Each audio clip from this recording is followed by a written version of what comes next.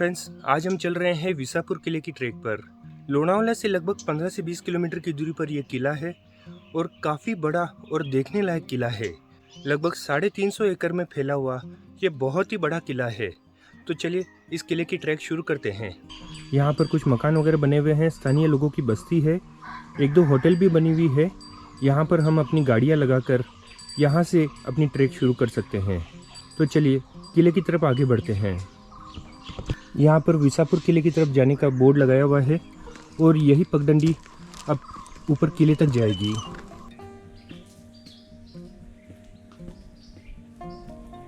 विसापुर किले में दो प्रवेश द्वार हैं, महादरवाजा और दिंडी दरवाजा।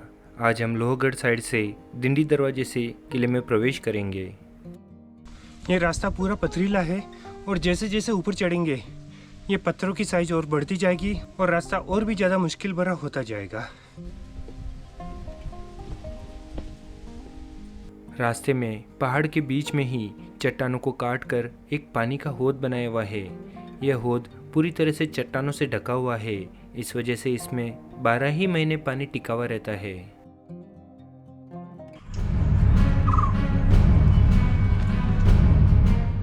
काफ़ी ऊपर आ चुके हैं और यहाँ से और भी बड़े बड़े पत्थर शुरू हो गए हैं।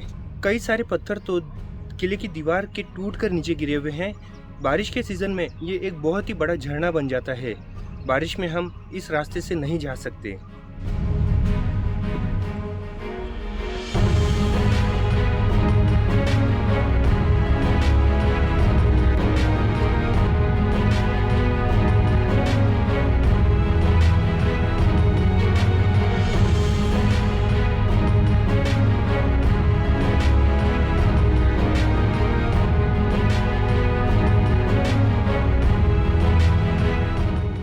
ये देखिए, ये पत्थर किले की दीवार से टूटकर नीचे गिरा हुआ है। यहाँ से हम आए हैं और अब इस तरफ आगे बढ़ना है। लगभग 40 से 45 मिनट की चढ़ाई में हम दिंडी दरवाजे तक पहुँच जाते हैं। ये है लोहगढ़ साइड से मुख्य प्रवेश द्वार। पूरा क्षतिग्रस्त हो चुका है, पूरा टूट चुका है। इस प्रवेश द्वार से अंदर प्रवेश करते ही यहाँ पर कुछ देवड़ियाँ बनी हुई थी जो कि अब पूरी तरह से टूट चुकी है और 4 से 5 फीट की मिट्टी यहाँ पर दबी हुई है क्योंकि इनकी खिड़कियों के लेवल ज़मीन लेवल पर आ चुके हैं।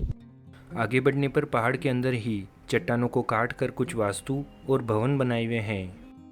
अंदर से ये 20 बाई 20 के 2 बड़े बड़े कमरे हैं, लेकिन इनके अंदर 4 से 5 फीट की मिट्टी भरी हुई है और केवल 2 से 3 फीट की ही जगह बाकी बची हुई है।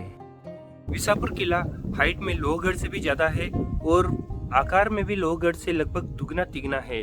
लगभग 350 एकड़ में ये किला फैला हुआ है और कहा जाता है कि कई बार तो यहाँ पर बादल नीचे आ जाते हैं तब पूरा किला ढक जाता है और कई टूरिस्ट यहाँ पर रास्ता भी भटक चुके हैं किले के अंदर।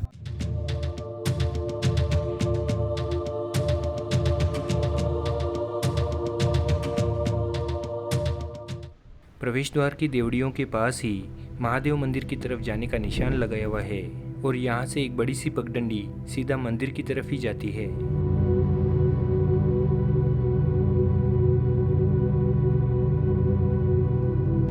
इतिहास अनुसार सन 1713 से 20 के बीच में विसापुर किले का निर्माण किया गया था और उसी वक्त यहाँ पर शिवलिंग की स्थापना कर भगवान शंकर का मंदिर बनाया गया था।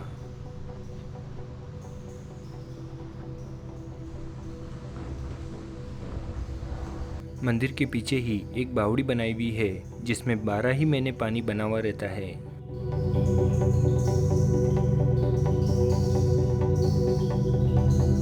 विसापुर किला आकार में बहुत ही बड़ा किला है। इसके मध्य भाग की 2 पहाड़ी की चोटियां घने जंगलों से ढकी हुई है।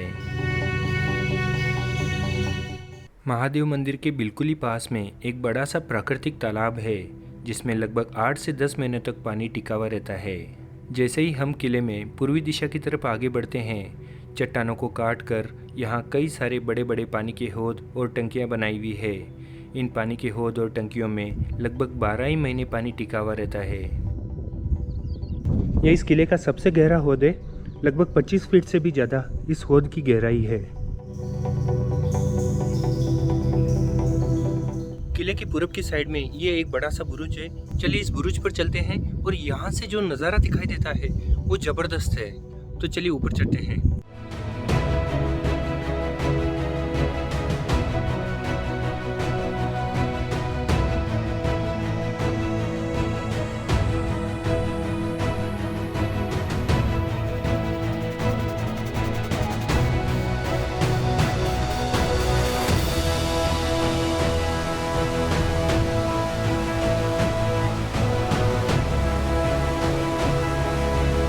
दोहरी दीवार वाले इस बुरुज से पूरब की तरफ होने वाली सारी गतिविधियों पर नज़र रखी जाती थी।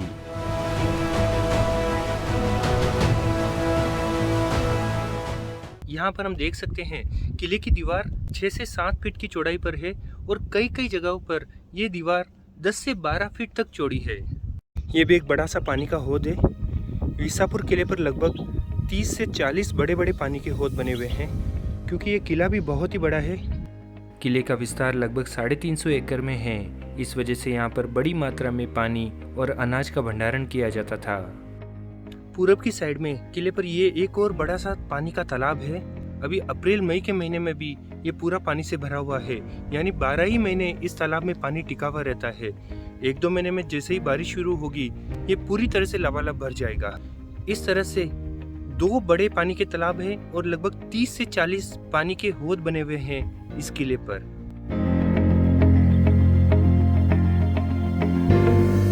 यह है किले का दक्षिणी भाग। इस तरफ की दीवारें और बुरुज अभी भी कुछ अच्छी स्थिति में हैं, हालांकि इस तरफ कोई भी वास्तु या भवन नहीं है।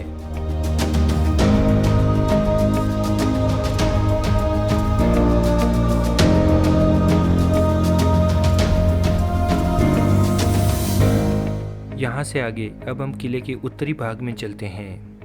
किले के इस भाग में भी बाकी दिशाओं की तरह ही चट्टानों को काटकर कई सारे बड़े बड़े पानी के हौद और टंकियाँ बनाई हुई है, जिनमें काफ़ी लंबे समय तक पानी टिका हुआ रहता है।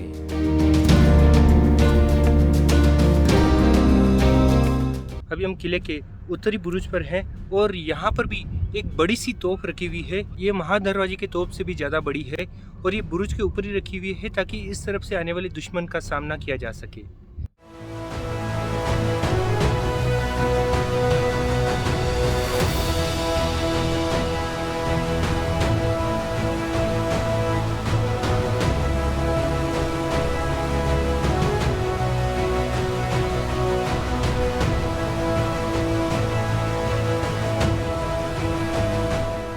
उत्तरी बुरुज के पास ही यहाँ पर एक छोटा सा दरवाज़ा बना हुआ है और स्टेप्स बनी हुई है। ये दरवाज़ा नीचे वाले बुरुज के पास जाता है। चलिए यहाँ से नीचे उतरते हैं और नीचे चलते हैं।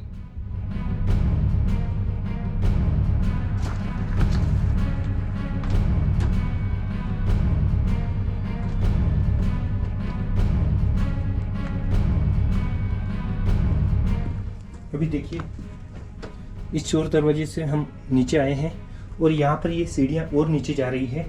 नीचे एक और दरवाज़ा बना हुआ है। इस दरवाजे से हम किले के निचले बुरुज पर पहुँच जाते हैं। इसका निर्माण इस बुरुज की दोहरी सुरक्षा के हिसाब से किया गया था। अभी हम उस तरफ के दरवाजे से उतरकर नीचे वाले बुरुज पर आए हैं और इस तरफ से वापस ये ऊपर जाने का रास्ता बना हुआ है। चलिए यहाँ से ऊपर चलते हैं।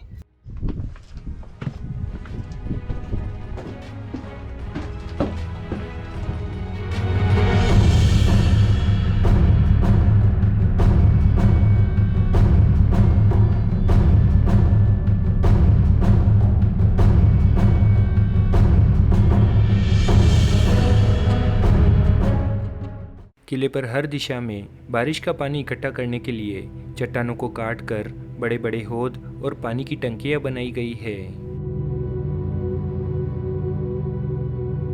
यहीं पर दीवारों की चुनाई के लिए चूने का जात और अनाज पीसने की एक विशाल गट्टी दिखाई देती है। विसापुर किले की पश्चिमी दीवार लगभग 1 किलोमीटर से भी ज़्यादा लंबी है और आज भी काफ़ी अच्छी स्थिति में बनी हुई है। यहाँ की दीवारों की मोटाई लगभग 5 से 6 फुट की है और 10-10 फीट के चौड़े बुरुज काफ़ी अच्छी स्थिति में दिखाई देते हैं। यहीं पर एक पानी के हौद में चपटधारी हनुमान जी की मूर्ति चट्टान के अंदर उकेरी हुई है और बिल्कुल ऐसी ही मूर्ति महाद्वार के पास भी बनी हुई है। किले के बीचों बीच एक बड़ी सी वास्तु बनी हुई है। दोहरी दीवार और 2 दरवाजे वाली ये वास्तु पूरी तरह से खंडर हो चुकी है। अंदर से ये भवन पूरा एक ही है और दोनों तरफ 2 चबूतरे बने हुए हैं। हालांकि इसका सही उपयोग की कोई जानकारी उपलब्ध नहीं है। यहाँ से 100 मीटर की दूरी पर ही एक और बड़ी सी दोहरी दीवार वाली इमारत दिखाई देती है, जिसकी स्थिति कुछ अच्छी है। ये एक अनाज भंडारण की जगह है, जिसमें जगह जगह वेंटिलेशन के खांचे बने हुए हैं, जिससे फ्रेश हवा अंदर आए और अनाज कई दिनों तक टिका रहे और खराब ना हो। हालांकि इस इमारत की छत भी पूरी तरह से टूट चुकी है। हम लोहगढ़ की साइड से किले पर ऊपर चढ़े थे, लेकिन किले का मुख्य प्रवेश द्वार ये है। इसे महाद्वार कहा जाता है। महाद्वार के बिल्कुल ही ऊपर ये एक बड़ी सी तोप रखी हुई है। हालांकि इसके पहिए वगैरह टूट चुके हैं, लेकिन ये काफी बड़ी तोप है।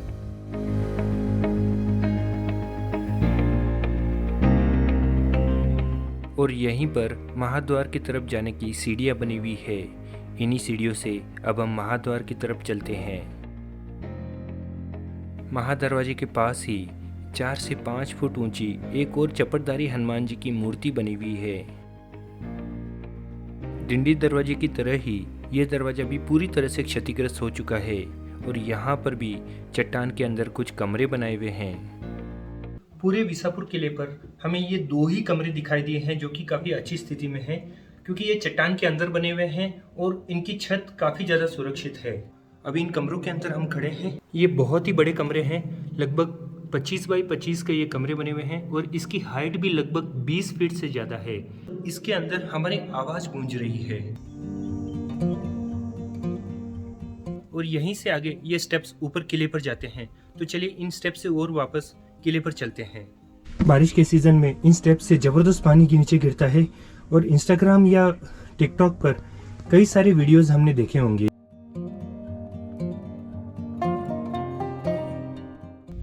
अब थोड़ी देर यहाँ पर आराम करते हैं और फिर वापस नीचे उतरना शुरू करते हैं।